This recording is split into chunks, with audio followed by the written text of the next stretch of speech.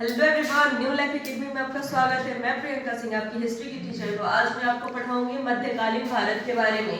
तो चलिए आइए मध्यकालीन भारत में हम लोग देखते हैं तीन मुस्लिम आक्रमण।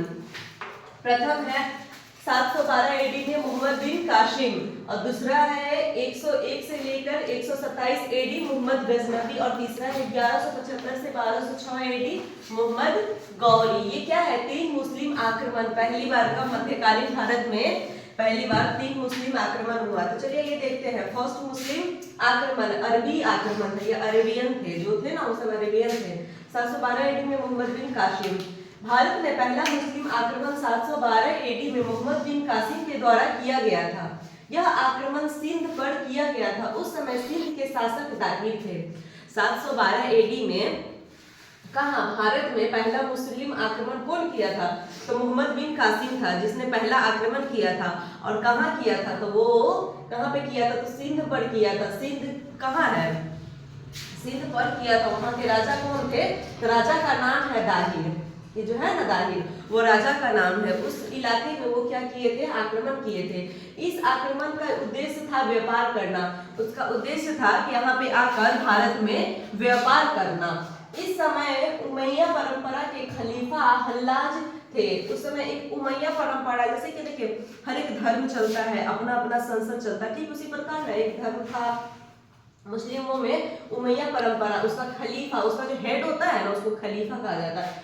खलीफा हल्लाज थे। कासिम हल्लाज का 16 वर्षीय कमांडर था। जो कासिम था, मोहम्मद बिन कासिम, वो हल्लाज का क्या था? उस समय 16 मतलब 16 वर्ष का कमांडर था उसका।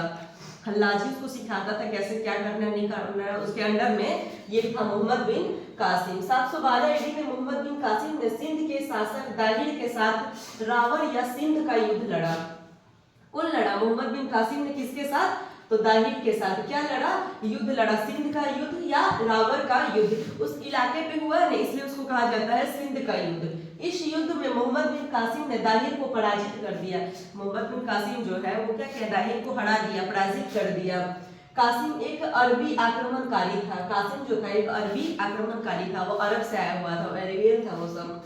सिंध को जीतने के बाद कासिम ने जजिया कर लगाया।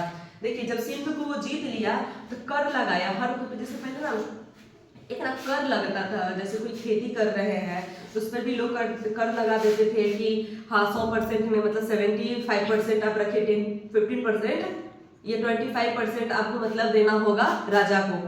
राजा लोग पहले कर लगाते थे, पर क्या किया ये कासिम जो है पहला जजिया कर लगा दिया। जजिया क्या होता है? गैर मुसलमानों द्वारा, ये ना धार्मिक कर होता है। जो मुसलमान नहीं होते हैं उन्हें ये देना पड़ता है। जो मुसलमान होते हैं वो उन्हें नहीं, जो नहीं है उन्हें देना पड़ेगा। जितने हिंदू है, अदर मतलब जो भी कास्ट है उनको देना पड़ता है। जजिया एक धार्मिक या जिसे गैर मुसलमानों पर लगाया जाता था। देखिए जजिया जो था मैं बता रहा हूँ, एक धार्मिक कर था जो कि गैर मुसलमान, जो मुसलमान नहीं है उस पर लगेगा। मुस्लिम जो है उन पे नहीं लगना है, जो नहीं है उन पे लगता था ये जजिया कर। दाहिर ने यहाँ तांबे का एक दिरहम नामक सिक्का भी चलवाया। दाहिर जो है तांबे का सिक्का, जिसका नाम क्या था? दिरहम। दिरहम, उस सिक्के का क्या नाम था? दिरहम। देखिए क्वेश्चन भी आता है ना, अरबी आक्रमण जब हुआ था फर्स्ट टाइम तो उस समय किस चीज का सिक्का चला था? उसका नाम क्या है? तो उसका नाम क्या है? दिरहम। दिरहम नामक सिक्का चलवाया। प्रथम मुस्लिम आक्रमण से मुख्य रूप से दो स्रोत मिले।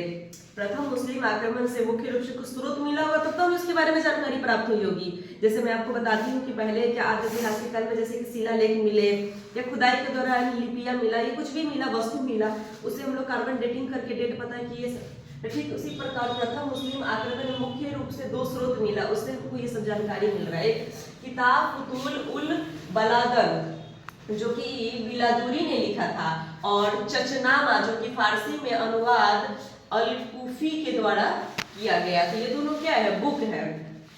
बाद में हल्लाज ने मोहम्मद बिन कासिम को फांसी की सजा दे दी। हल्लाज कौन था? मोहम्मद बिन कासिम का जो हेड था ना, बताया नहीं हल्लाज। वो क्या किया बाद में? क्या किया? वो मोहम्मद बिन कासिम को फांसी का सजा दे दिया। कोई कारणवश क्या किया? उसको फांसी का सजा दे दिया।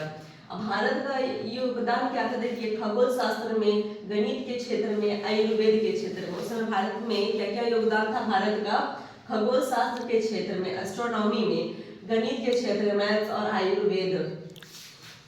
अरबों का योगदान, और अरबों का योगदान देख लीजिए। ऊंट पालन, फर्स्ट समय जो भारत में ऊंट पालन जो शुरू हुआ था फर्स्ट टाइम, वो अरब ही आके किए थे, अरबियन ही आके किए थे फर्स्ट टाइम, मतलब ऊंट। उससे पहले हमारे भारत में ऊंट नहीं पाला जाता था। दूसरा खजूर की खेती, वो अरबियन का ही देन है क्या, वो जो खजूर खाते हैं, जो अरबी सब आए थे, अरबों से आए थे, वही लोग पहला पौधा होगा, उन्हीं का देन है क्या, लोग खजूर भी खा रहे हैं। भारत में तो मिल रहा है ऐसे, तो आजकल जो भी क्या ट्रांसपोर्ट हो जा रहा है ना, कुछ भी हम लोग बाहर से मंगा के खा सकते हैं, बट होता है ना कि भारत में भी उपज हो रहा है इसका खेती, खजूर का और ऊंट का। अब 2 भारतीय पुस्तकों का अरबी में अनुवाद अल जाफरी ने किया था। 2 जो भारतीय पुस्तक था उसका ना अरबी में अनुवाद कौन किया था, तो अल जाफरी ने किया था। एक क्या है ब्रह्म सिद्धांत, दूसरा क्या है खंड अध्याय। तो आपको आज का क्लास समझ में आया मुस्लिम आक्रमण के बारे में? सेकेंड क्लास हम लोग का रहेगा द्वितीय मुस्लिम आक्रमण, जिसमें मोहम्मद गजनवी के बारे में पढ़ेंगे। तो आज की क्लास हम लोग यही खत्म करते हैं। Okay bye.